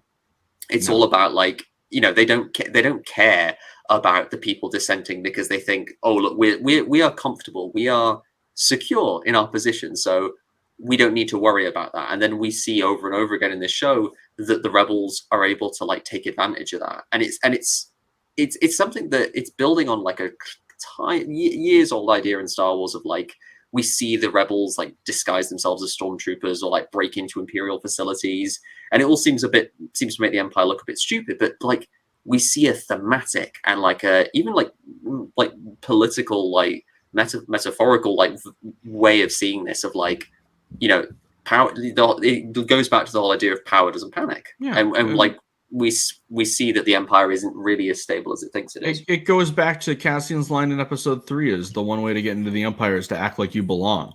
Yeah, exactly. Like, that's also one of my favorite monologues, like Cassian just talking to Luthen and just saying about getting to see that scene on the big screen before the Rogue One re-release was crazy. I hate you. That was so great. Okay, let's just talk about, I guess, one of the seasons. We talked about the tone and everything being like its greatest strength, but I think the monologues might actually be the show's greatest strength, because especially in this arc, all the scenes with Luthen and Saw, which are just all timers, and then Kino's and Cassian's are just, they're so well done, and getting to see Saw Gerrera just for a little bit. Look, I'm assuming we're going to get more in season 2, but just a little bit, and have him in there and get to see his relationship with Luthen.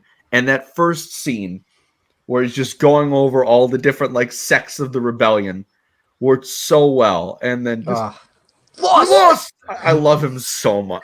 I completely turned. It's so great. And then the other one, where he's just like, I'll help Krieger. And he's like, no, he's gonna die. And then they just, it's John Fetterman. That's the other thing too. Yeah, Anto Krieger is John Fetterman. Like, So he's you like can't tell he's me like, it's not. So he's like 6'10". Yeah. Beautiful. Okay. I want to ask this. What do you guys think is the funniest moment in the entire show? Oh, Ooh. it's a cross for me between the scene with Vetch and Nurchi and the scene with 3D and the other Narkinian, because that's just that scene is just really hilarious to me. Yeah. Just the fate of the galaxy and like the Death Star plans essentially boil down to these two mad lads just deciding scum the Empire. They not be killing ye today. Yeah. I just love them both. They're awesome. I gotta think about this. I got the easiest answer probably ever. It might be the fact that Kino just hates Melshi for no reason, but I don't know if I can say that. Mine is me, still that one scream where he yells Melshi. Yeah. When after. How are we gonna do this with you and Melshi? Yeah, Melshi! Oh my god. There's such rage behind that. Like, Melshi's been fucking torturing Kino for however long he's been in there. For me, it's Tubes. Oh, that was shit killed me. Of course, that was brilliant. Like what? No, I'm not a traitor. And like, here's the thing too. I think my my co-host Jared that we had on for the custody battle episode, like he said it. Saw is so crazy that he's the only one that you can pull a gun on him to de-escalate a situation. Like, he's that fucking gone that's the only way you could. That's like one of the only ways you can de-escalate a situation with him. Like, that's crazy. Yeah, and it's interesting as well. Like the scenes with Saw, like they highlight, like they used to highlight what kind of a character Luthen is with his morality, because we see that Saw is very much focused on, like, he is just giving himself over entirely to the idea of just wanting to just take out the Empire. He's not interested in building any other form of rebellion. He says, I'm the only one with clarity of purpose. And then with Luthen, we see just how manipulative he is, and he's a fascinating character in a similar way as Cyril. We get to see like who really is the most far gone in terms of the cause, like which one is it? And I think that's a really unique way that they've told the narrative. And then Luthen's monologue to the Imperial defector at the end of episode 10, on top of everything, was just another all-time great Star Wars scene. Yeah. Which there's a lot of them in this show. And then him with the Fondor. Oh my god, that was such a cool space battle. Like that was so cool. The little crumbs that we got. We didn't get many. Double-bladed lightsaber. The double-bladed lightsaber shit. It's like, you're speaking my language, Tony Gilroy. It's like, we can do a double-bladed lightsaber. It's like, I got an idea. How about make that a ship? And they're like, that's all we need to hear. It's dope. But I think the way that the Narkina 5 arc just made the Empire scary in a way it's never really been. Like, it's been scary, but like it was like terrifying. Like that reveal at the end of episode 9 was the most scared I've ever been of the Empire, like, in my life. And I can't remember each episode. It's the reveal. That's the reveal of, like, there's the reveal where they're all being moved around. They covered up the transfer by killing off the entire floor. And that's after the scene where Bix gets like tortured with that horrible device. I don't want to talk about it. No, we're not talking about that. We're not talking about screams of the dead sentient race. Fuck that guy. I said, Jake. Well, we're on the. It's not that it didn't happen. We're just not going to talk about it. I said on episode 9 how morbid it is. It's the most morbid thing in the whole episode, and I was just like, it's one of those morbid things in all of Star Wars. It is. I think it is the most morbid thing I've ever seen in Star Wars. It's insane.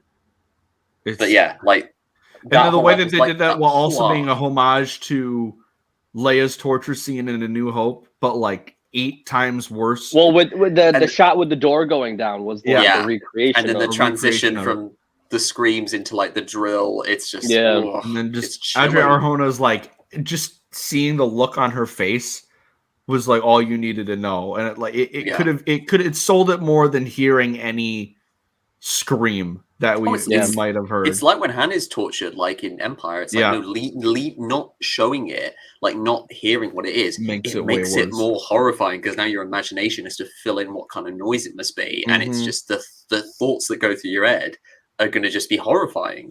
And and I think that's what it's a real skill that this arc has in particular of just showing the, like you said, Andrew, the true like terror of what the Empire is and why it needs to be resisted, and that's what makes like the 10th episode and that uprising so glorious to witness all the prisoners like helping each other and like, you know, lifting each other up and actually getting out of there, and just that whole kind of like that moment of poor Kino not being like, okay, what are your guys' head canon on Kino? Do you think he made it out of there? No.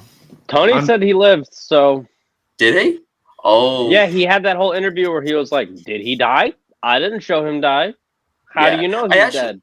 I think he's alive. Don't ever want to know. Yeah, I wouldn't be shocked if he's alive, but I don't think he's ever leaving that prison, which is unfortunate. But I kind of don't ever want to know if he lives or not because I feel like it just kind of it serves that theme. It hurts throughout the series. No. It does. It's hurt. not even that. It just fucking hurts.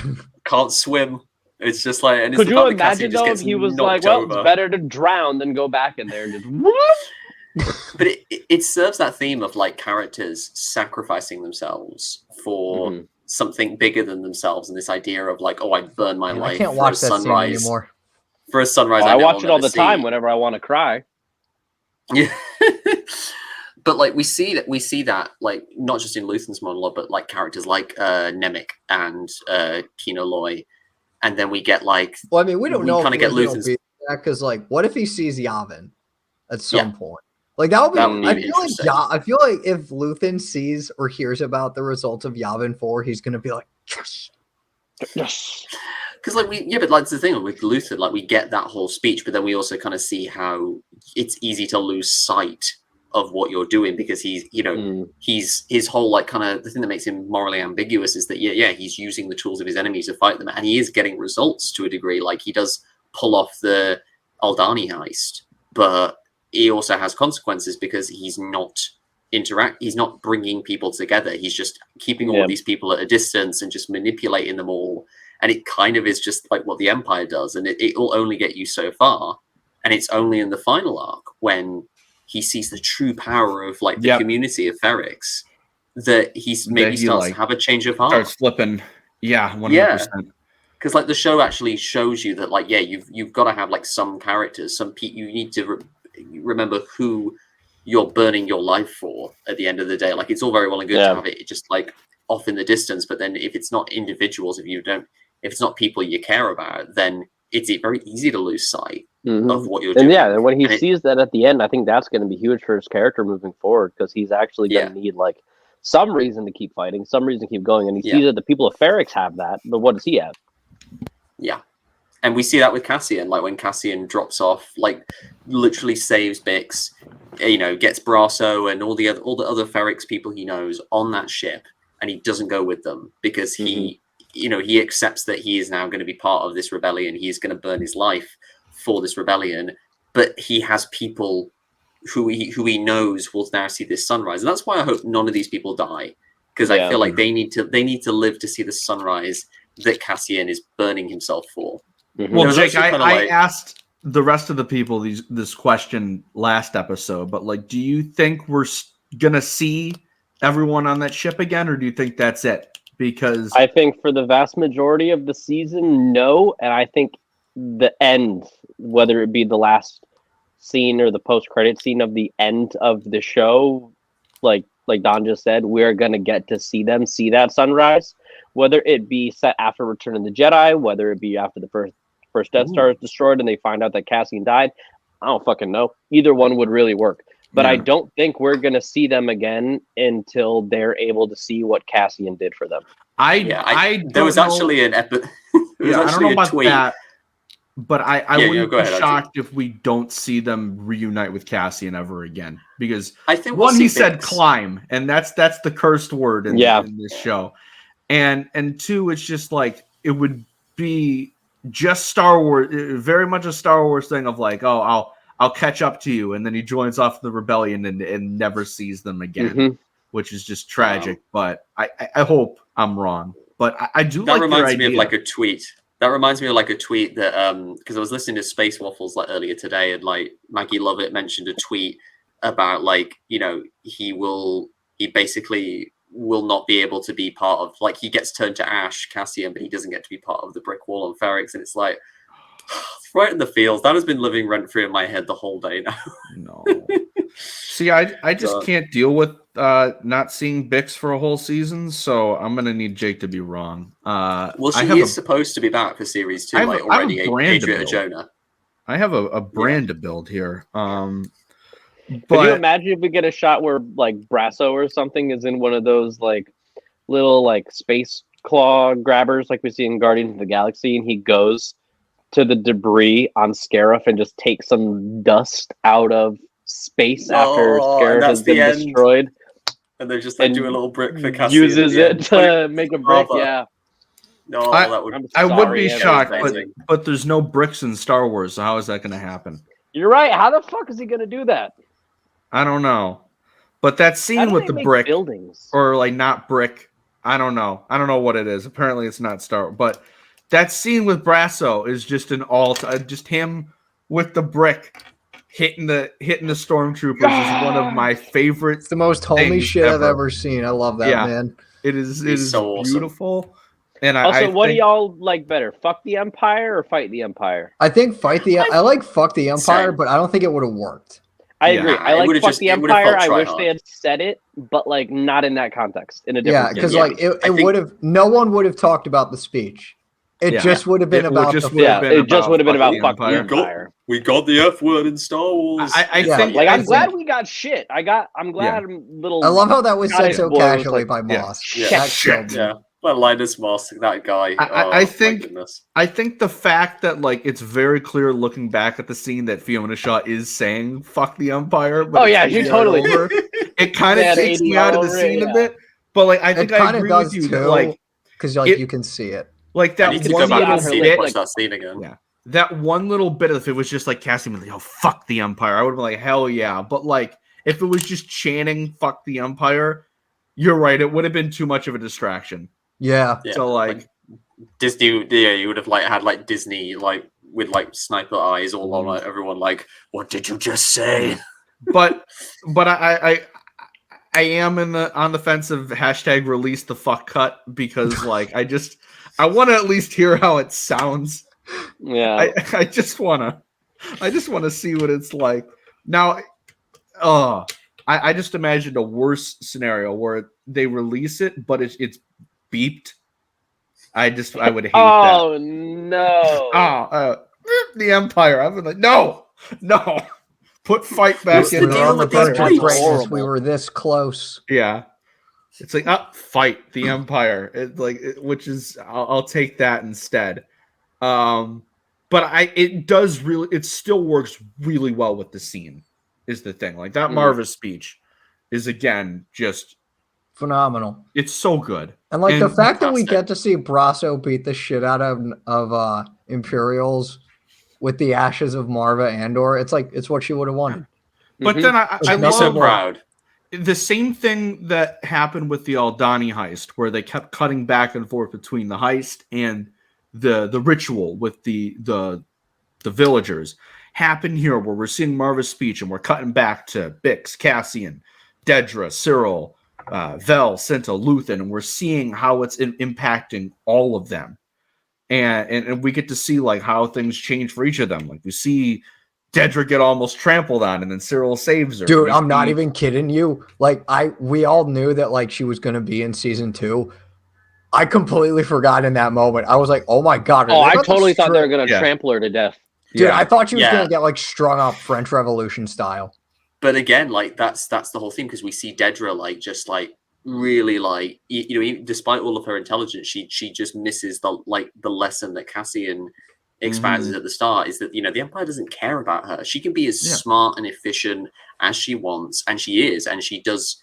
She's clearly so much better at like what she does than like most of the Imperials there, like to the point where I think her and Thrawn would be like best buds. But like you see there, the Empire loses control so quickly at the riots on Ferrix, and she's pretty much left to die. And the only person who cares enough for her now to save her is fucking Cyril. Yeah, the creep. And it's just, we're gonna see him at the start of season face. 2 wearing some kind of Imperial uniform. He's gonna be like her new assistant, and we're gonna be like, oh no. We're seeing. She's just like This is giving him not the what side we eye. deserved. It's like, God damn it, Cyril! Like the ship I saw this tweet where it was like the ship we all wanted, which was Cyril and Mosk, and then like the ship we got, pretty much. Dedra. Just poor Mosk. He's just like in the street, like guzzling drink. Yeah, my poor dumped. boy. I know that he's a fascist, but he's just like The space FaceTime in episode 11 with the awful connection is just one of my favorite things. It's so relatable. It's so relatable. Can you hear me? Yeah. Cyril's room is just maybe the most relatable thing in the entire show. He's got the Clone Black Series figures on his shelf and everything. Me too. Yeah. He needs I'd love if we sort of see in the room again. Like if it's me, I would have he should have like a poster with like Anakin and Obi-Wan on there, and it's a pin-up of Dedra on his wall. Yeah. No, Cyril would totally be a Ki-Adi-Mundi fan. Oh, 100%. It's like a corporate headshot, but he's like expanded it out, so it's like a big poster. It's like Cassian having the super Bantha, low quality because he just kept blowing it up. Cassian with the Bantha plushie in his room, like it's some beautiful stuff. But with the Empire and with Dedra, it's like they keep it's the theme of the Empire continually ignoring the theme of like genuine human connections and what community can bring, because they have she like when Marva was still like alive, it's like she's too old, she's not a threat, and then them like ignoring the funeral and letting it go on and like happen, it led to them just getting completely just overwhelmed and like this uprising actually happening, because they just don't know what humanity is. They don't know about what caring about people means, because they don't care about anyone. They just care about the Empire itself, and everyone in it is just trying to move up and gain just their own. Also, they're just cogs in the system. Dedra is totally a in terms of the whole like debate of like, oh, we should allocate more resources, not from the like, if it were up to like, oh, build a Death Star, allocate more resources to like other Star Destroyers or like better weapons, and just not funnel it all into this one project. She's totally a let's not do this Death Star thing type person. Yeah. Like she gives off Same that with- vibe. Yeah, definitely. Yeah. And Cyril definitely is probably a Death Star type person. Oh, 100%. He's like, how are you going to get order without blowing planets up? It's like, I can think of several reasons or several ways, but you keep doing you, buddy. The moment he finds out about the Death Star, he's auditioning to be the guy that like commences primary ignition. Maybe that's Cyril. In A New Hope, he's the guy who commences primary ignition in the helmet. But he's then implementing order. I did love the way that the season wrapped up with kill me or take me in, and just seeing the smile on Luthen's face was a great way to end things off. And I'm very excited for season 2. It is a little bit heartbreaking that we have to wait 2 years, year and a half probably. Yeah, but we'll have plenty of Star Wars till then. But Acolyte. I'm good. Yes, very much so. Acolyte and Andor in the same year.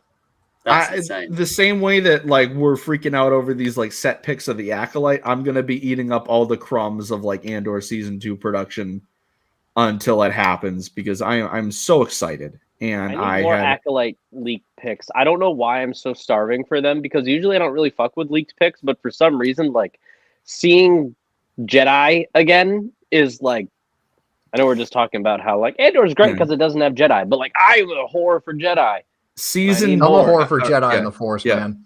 Yeah. Live action THR robes, like, oh my please. god! Like, Plus the all fact the that we're getting aliens. There's so many aliens a on that Wookiee? set, and main character Like, aliens. Like the fact we're getting so that good. and possibly Survivor, because there's that one fucking like weird ass antagonist dude that like has the robes, and people are like, he's totally from High Republic. And I think he's Everani. I think he's Everani race because he's got the grey skin. Although he doesn't have the dark. I was thinking bluish. Kagi. Yeah. I think he's now? definitely High Republic because of the robes. Are they called Kagi the Cage? You know that arc where Boba Fett gets his team together and they go try to steal shit from that train? And it's just a train heist episode. Yeah. The gray people with the bright eyes. They got glowing eyes, haven't they? Yeah, that's true. And that guy has the bright blue eyes. Yeah. That's interesting to think about. Yeah. I hadn't thought of that. I guess one last question before we do like our big thoughts on the season, the bigger picture. You brought up the aliens thing. Do you think that season 2 should try to have more alien characters in there? I don't think it would try to. I think that it will. Yeah, I think there's a reason there wasn't in season 1. I was like, do you think that? And this has been a thing with all of the live action Disney Plus shows so far, is there haven't been that many alien characters. Yeah. Do you think that they should like? Do you think the reason is simply production? Do you think it's just Gilroy maybe not thinking it would have worked as well with aliens? I think it was the story, because if you look at like Ferrix, if you look at when we see the Coruscant underworld, if you look at Niamos, there's we see alien characters. We don't see them on Aldhani because they're breaking into an Imperial facility where there's no aliens. There's none at the prison because the Empire is notorious for being pieces of shit and segregating and shit. So of course they're going to put aliens in one group. We see in episode 11. Exactly, and that's why like they put the humans. They got the smaller hands that can do the more fine motor function skills, like putting little pegs together and shit. They probably got the aliens who oftentimes are bigger and stronger in other facilities doing something else. So I think that the complaint that there wasn't enough aliens, like, yes, I get it. There haven't really been enough aliens in most of the Disney Plus shows, but I think in Andor it's kind of excused because narratively it wouldn't have made sense to have aliens in some of these. Yeah, no. These parts of the show. In the prison, like obviously, like they would have had all the aliens go to a different prison plant and build that stuff, because we see, like for example, the Wookiees. They are enslaved on Kashyyyk to build other stuff, and it's like they would have sent them elsewhere. I just wanted to bring it up because I know that's always a talking point with every Star Wars show, is where are the aliens, and some people do have this belief that if one of your main protagonists is an alien character that you're just not going to be able to take it seriously, which I think is bullshit, because Star Wars has always been a world where it's supposed to be like that. Like to us it's crazy, but in universe it's totally normal. And that's also too, when Andor actually did the aliens, they looked great. Like they were done really well. Vetch looked awesome. Vetch. You had the Narkinians. 3D. Yeah, exactly. They were really cool to see. Like it was great when we saw them. It's not like, again, not to just like sit here and compare, because again, like there's the whole big topic on that. But like Kenobi, they did not execute the aliens nearly as well. But again, that is not their fault. They were not given enough money. They are half the reason they work out of California is because there's no union labor laws there. So those are non-union workers that are allowed to be paid less and forced to work more hours. So of course the product is not going to be as good as something like that's out of Pinewood, where it's union work, where they're given more resources, they're given more time to rest, they're given more time in general. So like, yeah, it's just it's weird. It's true. Yeah. We did get Freck though. We did get Freck. Freck was done well. What a bitch. Yeah. Fucking Freck. The Narkinians would like kick Freck's ass so hard. Oh my 100%. God, they would. They were the anti-Frecks. Yeah, they were like, oh, what we wanted Freck to be, the Narkinians were. Yeah, exactly. Like, because they build them up as like so threatening, and then they're like, yeah, screw the Empire. But then Freck is like, yeah, he's like so harmless, like looking like mole rat looking ass, and then he just turns out to be a fascist. Like-minded folk. Like, shut the fuck up, Freck. Nothing wrong with a little order. Get out of here, buddy. But yeah, that was Andor season 1. Of course, we finish off with a little Freck slander. As we all. Let me change that. Fuck Skeen. Fuck Tim, Fucking- fuck Perrin. Yeah. And Fuck there we Perrin. go. Now all is returned to the universe. So thank you for joining us for this. It has been a pleasure talking about Andor. Of course, this is a little bit late because we all died of COVID, but Yeah. it I is to didn't. be expected. Well, Connor, Okay, Connor. did, but yeah, two of us did. Guess I'm just Yeah, built different. Just you so. just built That boy different. built different. I couldn't speak for 2 weeks, but we're back here now. So yeah, in terms of what to see coming soon, we of course will be diving back into Clone Wars very, very soon to finish off season 1 and then jump into season 2. Also in January, we'll be starting off our Bad Batch coverage. So we'll be doing what we did with Kenobi and what we did with Andor. We're just going to be going through the episodes every week. Hopefully have a couple fun guests on there and talk about Clone Force 99 and their various hijinks. But also we have some fun end of year stuff kind of in the work that we could probably expect either at the end of the year or beginning of January. We'll work that out, but we'll do some fun recaps talking about our favorite stuff of the year and all of that goodness. So it's been fun. Jake, since you haven't been here in about 8 years, why don't you start us off? Where can the people find you? What are you working on? Stuff like So y'all probably forgot. You can find me Jedi Jake __ on Twitter. You can also find me on Instagram now at the same handle. I made an Instagram. And on the Star Wars Editor Discord or Discord in general, I am Jedi Jake. I am always on there. And working on some fun Star Wars Editor fiction stuff that is coming out in the next couple months. So pay attention to that. And actually, while I was off for a little while, I did have a comic release, Forgotten One, The Day the Sky Turned Green. So you can go check that out at Star Wars Editor. I guess you could say it even ties into Andor because the Death Star is there and Alderaan is there. So you do the math. Yeah. Very nice. Connor, I know you're a hungry boy right now. So where can the people find you? Twitter and Hive at both at Depa Banana. I forgot about Hive too. Jedi Jake there also. Thought it wasn't working Connor, still. Sorry. No, it's figuring out its stuff. You can find me co-hosting over at Knights of the Nerd Republic, part of the Nerd Academy podcast. I pretty much do the same thing there that I do here. Talk Star Wars with people. It's fun. Did our Andor season 1 review. It's out. Go watch it. We took forever, guys. I'm sorry. Oh, no, for Knights. Yeah. That's out as well. Mhm. But that was already out. So go watch that if you want another really cool conversation there. Where else? Oh, in a Galaxy Epic Confrontations, I co-host and write along with this guy. Don't know when our next match is going to be. We're trying to have it this month. Can go check that. Go check those out over at the Star Wars in a Galaxy YouTube. That's where we release our stuff. It's really cool. I get to write trivia questions. It's really fun. And then SW editor, IG.com/fiction.